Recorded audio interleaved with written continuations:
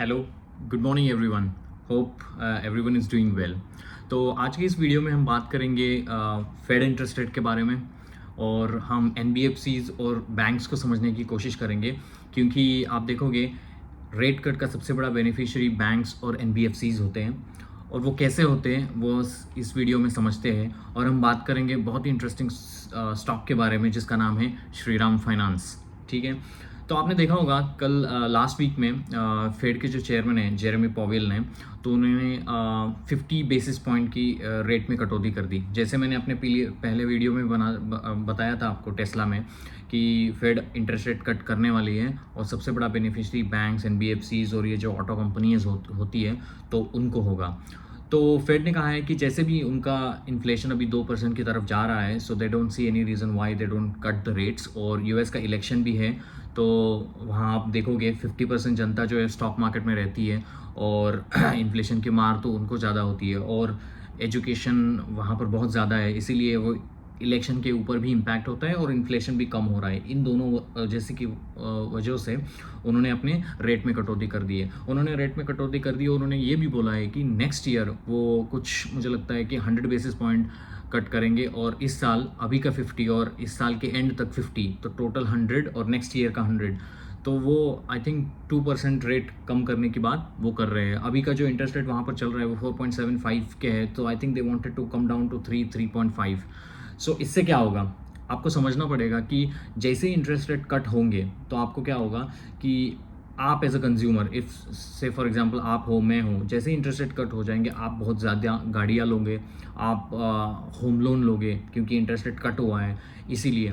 तो उससे क्या होगा कि बाज़ार में लिक्विडिटी आएगी इन द सेंस कि आप जाके खर्चा करोगे। आप जितना ज़्यादा खर्चा करोगे कंज्यूमर लेंडिंग की तरफ से, तो उससे क्या होगा कि बाज़ार में लिक्विडिटी आएगी। बाज़ार में लिक्विडिटी आने से वो जो आप खर्चा कर रहे हैं, दुकान में जा रहे हैं, कुछ चीज़ें खरीद रहे हैं, या बजाज फाइनेंस का कोई फाइनेंशियल ईएमआई लेके आप चीज़ों को खरीद रहे, टीवी, फ्रिज, फैन, तो उससे क्या हो जाएगा, उससे वहाँ का धंधा चलेगा। वहाँ की धंधा चलेगी, चलने से क्या होता है कि 4-5 लोग जो होते हैं उनको एम्प्लॉयमेंट मिलती है। तो इसीलिए फेड इंटरेस्ट रेट कट बहुत इंपॉर्टेंट होता है, क्योंकि फेड इंटरेस्ट रेट जैसे ही वो कट करेगा कि अमेरिकन बाज़ार में आपने देखा होगा पिछले वीक में बहुत अच्छी रैली वहाँ पर नज़र आई थी। ठीक है, अभी उसके मद्देनज़र आरबीआई को भी आगे जाते हुए रेट कट करना होगा। हालांकि उन्होंने अपने पिछले मीटिंग में उन्होंने कहा था कि हमें अपना इन्फ्लेशन का टारगेट दिखता है, और जब वो कंप्लीट होगा तभी हम रेट कट करेंगे। लेकिन वो सिर्फ कहने की बातें हैं, वो ऐसा होता नहीं है। मैं आपको बताऊंगा रीज़न क्यों। क्योंकि अगर मान लो कि फेड का इंटरेस्ट रेट उन्होंने कम किया है और हमने इंटरेस्ट रेट कम नहीं किया है, तो आप अगर देखोगे पूरे वर्ल्ड में डॉलर बहुत ही बड़ा दरोगा है पूरे करेंसी का। मतलब हर एक जगह पर डॉलर चलता है, ना कि इंडियन रुपी। ठीक है, इसीलिए क्या हो जाएगा, वहाँ पर डॉलर कमज़ोर पड़ जाएगा और रुपी इंक्रीज़ हो जाएगा, तो रुपी का टर्म्स बढ़ जाएगा। जिससे क्या होगा, आपको तो पता है कि इंडिया जो है वो मोस्टली इंपोर्टर कंट्री है। मतलब हम क्रूड ऑयल को इंपोर्ट करते हैं, ठीक है, और हम एक्सपोर्ट भी करते हैं। जैसे अब हमारा सॉफ्टवेयर का जो एक्सपोर्ट है, टीसीएस, इन्फोसिस, ये जो लोग करते हैं वो सॉफ्टवेयर का एक्सपोर्ट करते हैं। तो क्या होगा, अगर मान लो कि यूएस का इंटरेस्ट रेट ज़्यादा है और हमारा इंटरेस्ट रेट उन्होंने अभी 6 महीने में कट ही नहीं किया, तो इनमें क्या हो जाएगा, पैरिटी आ जाएगी, जिसकी वजह से डॉलर वीक होगा और रुपी बढ़ेगा, और जिसकी वजह से हमारे एक्सपोर्टर के ऊपर इम्पैक्ट पड़ेगा। क्योंकि हमारा जो पैसा डॉलर में इंडिया की तरफ से आ रहा है उसमें कटौती होगी, क्योंकि हमारा जो आईएनआर टू डॉलर इक्वेशन है अभी जो मतलब 84 चल रहा है, वो घट के कम हो जाएगा, जिसकी वजह से एक्सपोर्ट के ऊपर इम्पैक्ट पड़ेगा। तो एक्सपोर्ट हमारा कम हो जाएगा, क्योंकि डॉलर वीक होता चला जा रहा है। और इससे क्या होगा, इंपोर्ट में फ़ायदा ज़रूर होगा, लेकिन एक्सपोर्ट जो है ना वो घटेगा। हमारा बैंक या हमारी गवर्नमेंट नहीं चाहती कि हमारा एक्सपोर्ट घटे। एक्सपोर्ट घटने का मतलब है, जैसे मान लो कि एक होम में आदमी रहता है, उसका आप इनकम को घटा रहे हो और आपका एक्सपेंस को थोड़ा बहुत इधर उधर टैम्परिंग कर रहे हो, तो उससे कुछ नहीं होगा, आपको इनकम बढ़ानी होगी। तो इसका मतलब ये कि हमें एक्सपोर्ट बढ़ाना है। तो इसकी वजह से क्या होगा कि हमें एटलीस्ट वो उतना जो करते हैं उस हिसाब से हमें इंटरेस्ट रेट को कट करना होगा। तो इस चीज़ को अवॉइड करने के लिए, एक्सपोर्ट पे हमारे इम्पैक्ट ना आए, हमारा डॉलर और रुपी में इक्वेशन ना सलके, इसीलिए आरबीआई को, शशिकांत दास को मतलब 1 या 2 महीनों में उनको अभी इंटरेस्ट रेट करने होंगे। हम बोलते हैं कि हम यूएस के ऊपर डिपेंडेंट नहीं है, लेकिन ऐसी कोई मुझे आशंका नहीं लगती फाइनेंशियल मार्केट में। You are mostly dependent on the US. तो होता यह है कि अभी उनको अपना रेट कम करना पड़ेगा। तो होगा क्या, जब आरबीआई अपना रेट कट करती है तो वो क्या कट करती है, वो रेपो रेट को कट करती है। अब ये रेपो रेट क्या होता है, तो आप ये समझना होगा आपको। रेपो रेट वो होता है जो बैंक और एनबीएफसीज जो पैसा उठाती है आरबीआई से, उसका रेट कम हो जाएगा। मान लो कि अभी कुछ 6.5 से रेपो रेट इंडिया में चल रहा है, मान लो कि 25 बेसिस की कटौती आती है तो 6.25 हो जाएगा। तो इसीलिए हमने अपने वीडियो में कहा है कि बैंक्स और एनबीएफसी को फायदा होगा। क्यों होगा, बैंक और एनबीएफसी आरबीआई से पैसा उठाती है, जो आरबीआई से पैसा उठाने का जो परसेंटेज है वो अगर कम हो जाएगा तो उनको कहते हैं कि हमारा जो एक्सपेंस है बैंक और एनबीएफसी का वो कम हो जाएगा, ठीक है। और वो बहुत एग्रेसिवली लोन दे पाएंगे बाजार में, कंज्यूमर को वो पास ऑन करेगा। तो फॉर एग्जांपल, अगर मैं इंसान हूँ, मैं रह रहा हूँ मुंबई में, वहाँ पर मुझे 1 करोड़ का जो फ्लैट है उसका अगर ईएमआई है 8%, ठीक है। जैसे ही रेपो रेट कट करेगा, बैंक अपना रेट कंज्यूमर को पास करके कट करेगी, तो क्या होगा, आपका जो इंटरेस्ट इनकम आप 1 करोड़ के फ्लैट के ऊपर दे रहे हो वो कम हो जाएगा, ठीक है। प्रोवाइडेड कि वो फ्लोटिंग है, वो उसके ऊपर हम आगे आते हैं, ठीक है। तो होता है कि फेड अपना रेट कट करती है, रेपो रेट जो है वो कट होता है। रेपो रेट कट होने से बैंक को अपना इंटरेस्ट रेट जो कंज्यूमर को जो उसने दिया है उसको कम करना पड़ेगा। तो होगा ये, आपके रिश्तेदारों का जैसे ही या लोगों को पता चलेगा इंटरेस्ट रेट कम हो जाएगा, आप बहुत ज़्यादा एग्रेसिवली बाय करोगे। फॉर एग्जांपल, अगर मुझे मुंबई में 70 लाख का फ्लैट मिल रहा है, मान लो कि 1 लाख के ईएमआई के ऊपर, अब वही ईएमआई अगर घटता है, मान लो कि 90,000 होता है, तो मैं क्या करूँगा, तो मैं बोलूँगा कि यार 70 से अलावा 1 करोड़ का फ्लैट लेते हैं। तो हमारी बाइंग पावर जो है वो बढ़ जाएगी। वो क्यों बढ़ जाएगी, क्योंकि रेपो रेट कट हुआ है, बैंक और एनबीएफसी वहाँ से लेंड करते हैं, ठीक है। तो हमें थोड़ा समझना पड़ेगा कि बैंक और एनबीएफसीज में क्या डिफरेंस है।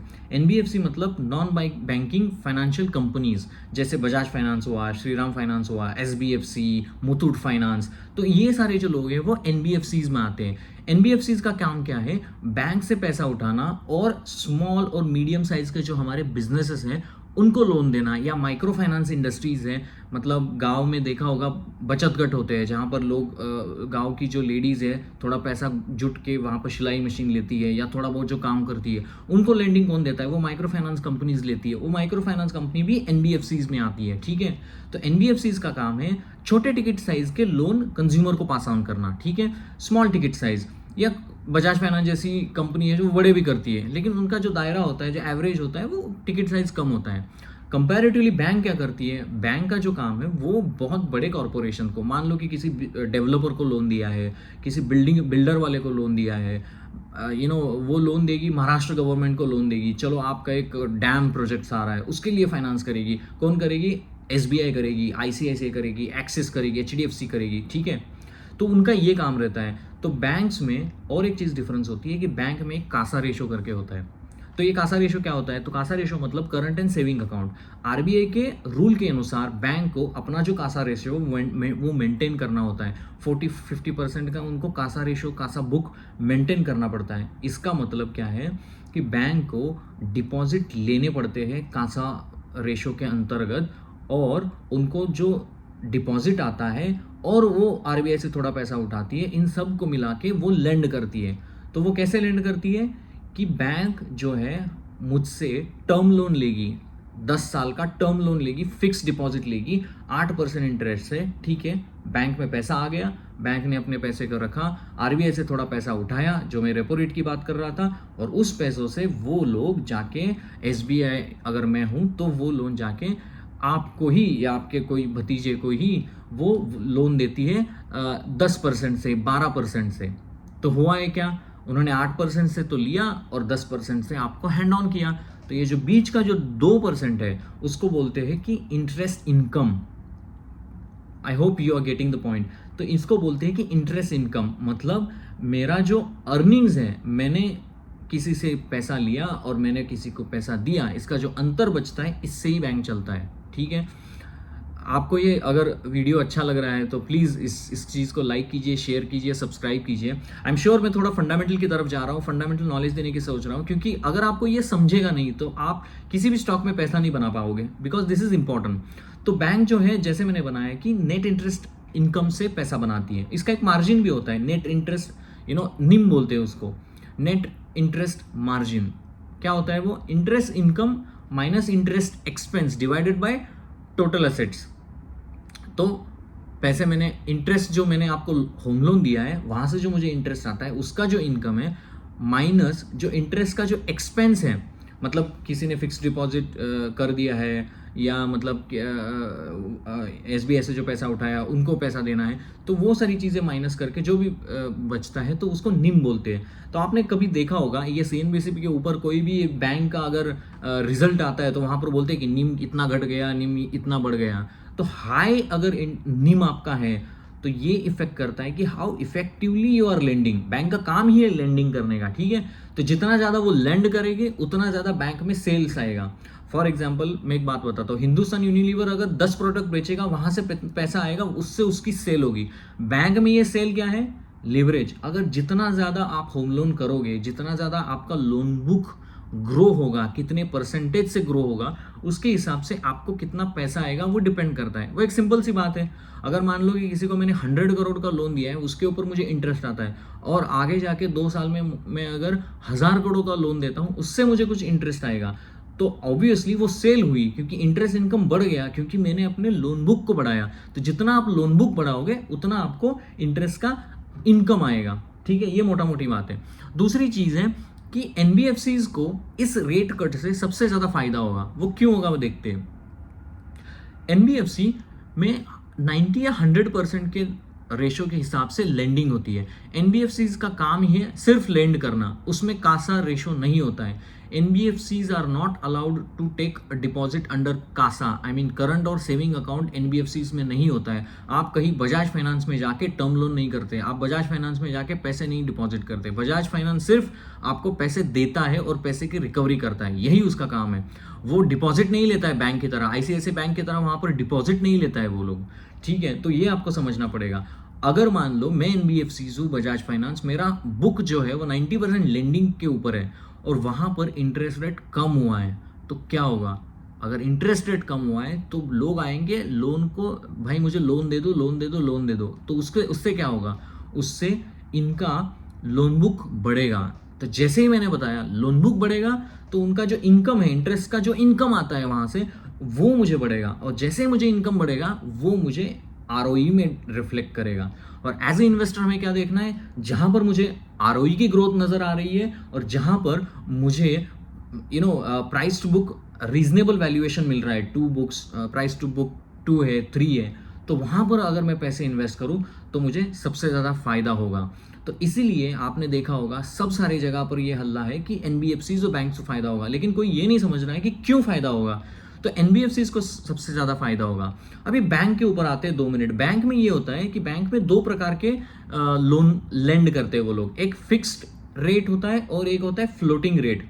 फ्लोटिंग रेट का मतलब ये होता है, जैसे ही अगर मान लो कि मैंने एसबीआई से लोन लिया है होम लोन के लिए 8% के ऊपर, जैसे ही रेपो रेट कट होता है आरबीआई की वजह से, बैंक मेरे को बोलेगी भाई 8% की जगह अब तुम मुझे 7.5% से तुम्हारे इंटरेस्ट को मेरे को चुकाओ, ठीक है। अभी मेरा जो तुम मुझे जो इंटरेस्ट दोगे वो आधा % कट करके ले लो, ठीक है।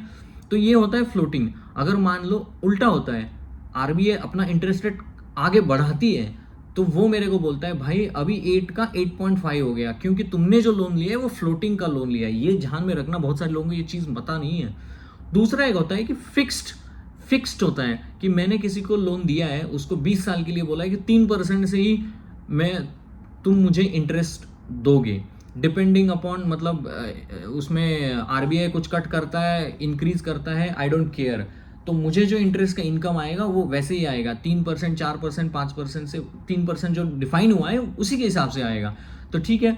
तो हमारे देश में ऐसे बैंक है जैसे एयू स्मॉल फाइनेंस बैंक है, कोई भी रिकमेंडेशन नहीं है obviously, just I am education purpose के लिए बता रहा हूँ। एयू फाइनेंस बैंक है, उसका 65% जो लोन बुक है वो है 65% लोन बुक है वो जो फिक्स्ड है। Equity finance, equity small finance bank करके स्मॉल फाइनेंस बैंक है, उसका जो है 80% है। तो उसमें क्या होता है, उसमें ये होता है कि आपका जो फिक्स्ड इनकम है, मतलब फिक्स्ड जो आपने लोन दिया है वो ज़्यादा है और फ्लोटिंग कम है। इससे क्या होगा, अगर मान लो कि रेट कट होगा तो रेट जैसे ही आपका कट होगा तो फिक्स्ड जो आपने दिया है वहाँ पर आपका फ़ायदा होगा। तो जिस भी बैंक का अगर फिक्स्ड बुक है तो उसको इंटरेस्ट रेट से सबसे ज़्यादा फ़ायदा होगा, क्योंकि उसका जो निम है उसमें इंप्रूवमेंट आएगा। क्यों आएगा? निम का डेफिनेशन ही है interest income minus interest expense divided by total asset. तो अगर फिक्स्ड ज़्यादा है तो क्या होगा, मेरा जो फिक्स्ड है, ठीक है, फिक्स्ड है, तो मैंने मान लो कि 7-8% से 9% से पहले कुछ दिया है, ठीक है, तो उससे तो मुझे आमदनी आएगी, लेकिन मुझे जो आरबीआई से जो पैसा उठाना है वो पैसा कम है मेरा, ठीक है, आरबीआई से कम है क्योंकि आरबीआई ने कट किया ना। तो मेरा आने का जो लागत है वो ज़्यादा है, लेकिन मेरा जो देने का लागत है कम है। इससे क्या हो जाएगा, डिफरेंस बढ़ जाएगा। मतलब मैं इनकम जो है 100 रुपये है मेरा और एक्सपेंस मेरा कम हो गया क्योंकि आरबीआई ने रेपो रेट कम किया। तो इसीलिए जिस भी बैंक का फिक्स्ड लोन बुक है उसको सबसे ज़्यादा फायदा होगा। आरबीआई, आईसीआईसीआई, एसबीआई और इन सब का मुझे लगता है मोस्टली जो है वो फ्लोटिंग रहता है, वो फ्लोटिंग पे कहते हैं, मतलब वो लो रिस्क लेते हैं, फिक्स का थोड़ा सा हाई रिस्क रहता है, ठीक है। तो आप उस बैंक को देख सकते हैं, AV finance bank, Equitas finance bank, कोई भी रिकमेंडेशन नहीं है, लेकिन आप उसको देख सकते हैं बिकॉज आपको समझ में आएगा वो कैसे चलते हैं, ठीक है।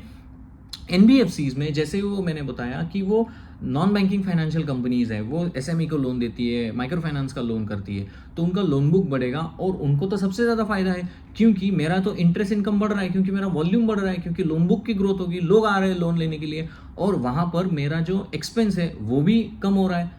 तो आपका इनकम भी इस केस में बढ़ा एनबीएफसीज में और आपका एक्सपेंस भी कम हुआ। इसकी वजह से एनबीएफसीज को सबसे ज़्यादा फायदा होगा। और इसमें किसको ज़्यादा, एनबीएफसीज में बहुत टाइप है। माइक्रो फाइनेंस जो बुक होता है किसी भी एनबीएफसीज का वो थोड़ा सा हाई रिस्क मॉडल होता है, और जो हमारा जो एसएमई लेंडिंग का काम है वो थोड़ा सा सिक्योर्ड लेंडिंग में आता है। क्योंकि क्या है, आपने देखा होगा फ्यूजन माइक्रो फाइनेंस करके एक कंपनी है, उन्होंने लोन दिए थे छोटे मोटे गांव में पंजाब में, और उन्होंने लोन ही वापस नहीं किए, उसको राइट ऑफ करना पड़ेगा। वो हम नेक्स्ट वीडियो में देखेंगे कि राइट ऑफ क्या होता है, प्रोविजनिंग क्या होती है, बैंक को समझने की कोशिश करेंगे, ठीक है। तो उस केस में क्या होता है कि फ्यूजन माइक्रो फाइनेंस के केस में उनका राइट ऑफ ही करना पड़ा 500 करोड़ का बुक, क्योंकि लोगों ने लोन ही वापस नहीं, मैंने लोन दिया लेकिन मुझे वापस ही नहीं मिला, तो मुझे अपने प्रॉफिट में से वो दिखाना पड़ेगा बैंक अकाउंट स्टेटमेंट में। तो इसकी वजह से उनको सबसे ज़्यादा नुकसान हुआ। तो ये अनसिक्योर्ड लेंडिंग होती है माइक्रो फाइनेंस। लेकिन ये सिक्योर्ड लेंडिंग जो होती है, मान लो कि मैंने किसी दुकान वाले को धंधा चला रहा है 1000 करोड़ का, उसको थोड़ा लोन दे दिया, तो उसको तो फायदा ही होगा ना, उसको तो फायदा ही होगा क्योंकि वो थोड़ा सिक्योर्ड लेंडिंग है। जैसे हमारे क्रेडिट कार्ड वाले होते हैं, पर्सनल फाइनेंस वाले होते हैं, वो तो सिक्योर्ड लेंडिंग में आता है थोड़ा थोड़ा, ठीक है।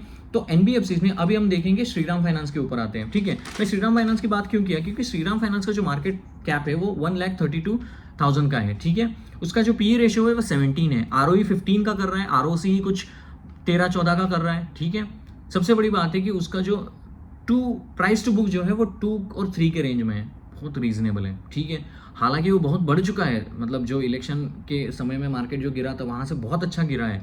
लेकिन अगर श्रीराम फाइनेंस का देखोगे आरओई का नंबर भी अच्छा चल रहा है, मतलब 15-16%। वो आगे जाके उनका गाइडेंस भी है कि वो आरओई के नंबर को अच्छी तरह से बढ़ाने वाले हैं। तो श्रीराम फाइनेंस में लोन बुक की ग्रोथ होगी, आरओई अच्छा कर रहा है, प्राइस टू बुक कम है, और वहाँ पर पी रेशियो जो है 17 है। देखो 17 का पी रेशियो है, सेल्स ग्रोथ जो है लास्ट के 3 साल में 28% की है, और उनकी जो प्रॉफिट ग्रोथ है वो 43% की है। मतलब क्या है, मतलब यहाँ पर ऑपरेटिंग लिवरेज है। मान लो कि कोई भी आप धंधा कर रहे हो, मैं 100 रुपीज़ का सेल करता हूँ, मुझे 60 रुपये का फ़ायदा आता है, देखो कितना अच्छा बिजनेस है। अगर मान लो कि मैं सेल्स को 10 टाइम्स भी करता हूँ, मेरा प्रॉफिट भी कितना आएगा। और एट द एंड प्रॉफिट ही कमाना है ना, धंधा किस लिए करते हो, प्रॉफिट कमाना है। जितना ज़्यादा प्रॉफिट करोगे उतना ज़्यादा आरओई का नंबर आएगा, क्योंकि ROE is equal to net profit divided by shareholders equity. जितना आरओई बढ़ेगा जितना ग्रोथ होगा, आरओई और ग्रोथ दोनों बढ़ेगा तो शेयर होल्डर को फायदा होगा। मैं आपको यही चीज समझने की कोशिश कर रहा हूँ। चार्ट को देखने से कुछ नहीं होगा, हम जाके चार्ट ही देखेंगे, बोलेंगे ये ऐसा है वो ऐसा है, कुछ नहीं होगा। आपको बिजनेस समझना पड़ेगा कि चार्ट ऊपर कैसे जाता है। चार्ट ऊपर जाता है आरओई और आपके ग्रोथ से। ग्रोथ कहाँ से आएगी, वो आपकी सेल्स बढ़ने से ग्रोथ आएगी। आरओई कहाँ से आएगी, प्रॉफिट बढ़ने से। कंपनी कैसे ढूंढनी है, सेल्स ज़्यादा हो रही है, प्रॉफिट भी ज़्यादा हो रही है, तो श्रीराम फाइनेंस उसी का उदाहरण है। प्रॉफिट 3 साल से अच्छा है, सेल्स ग्रोथ अच्छी है, प्राइस टू बुक कम हो रहा है, और इसमें देखोगे पब्लिक बहुत कम है, पब्लिक इंटरेस्टेड नहीं है ऐसे स्टॉक में। आप देखोगे 54% जो है FIIs का वहाँ पर है, DIIs भी थोड़ा बहुत है, लेकिन पब्लिक जो है 5% है। यही स्टॉक अच्छे होते हैं। लेकिन मैं this is not I mean not share recommendation, और this is just for educational purpose, but आप इसको देख सकते हो, स्टडी कर सकते हो, कॉन कॉल को पढ़ सकते हो और समझ सकते हो कि श्रीराम फाइनेंस में क्या हो रहा है। बजाज फाइनेंस में क्या हो रहा है? बजाज फाइनेंस में 6 टाइम्स बुक है, थोड़ा सा एक्सपेंसिव है, लेकिन ROE के नंबर 22 के ऊपर से है। ROE अच्छा है, ग्रोथ अच्छा है, AUM को बढ़ा रहे हैं, डिफरेंट फील्ड सेगमेंट में जा रहे हैं। ठीक है, FI का सबसे बड़ा पसंदीदा स्टॉक है। कल आपने देखा होगा FI ने बाय किया 14,000 करोड़ का, 14,000 करोड़ का उन्होंने बाइंग की है। क्यों की है? इंटरेस्ट रेट कम हो गया। सबसे कहाँ पैसा जा रहा है आप देखोगे, आप जाकर शेयर होल्डिंग पैटर्न में जाके देखोगे कहाँ कहाँ बाइंग हो रही है, डिलीवरी कहाँ पर हो रही है। डिलीवरी हो रही है फाइनेंस सेक्टर में। तो फाइनेंस सेक्टर जो पिछले साल समय से लुढ़का पड़ा हुआ था, वहाँ पर ग्रोथ दिख रही है। तो आप इन स्टॉक को देख सकते हैं, कोई भी रिकमेंडेशन नहीं है। आपको ये वीडियो पसंद आया हो तो प्लीज़ इसको लाइक कीजिए, शेयर कीजिए और सब्सक्राइब कीजिए। ठीक है, और मिलते हैं नेक्स्ट वीडियो में, और तब तक thank you and wish you have a nice day. Thank you so much.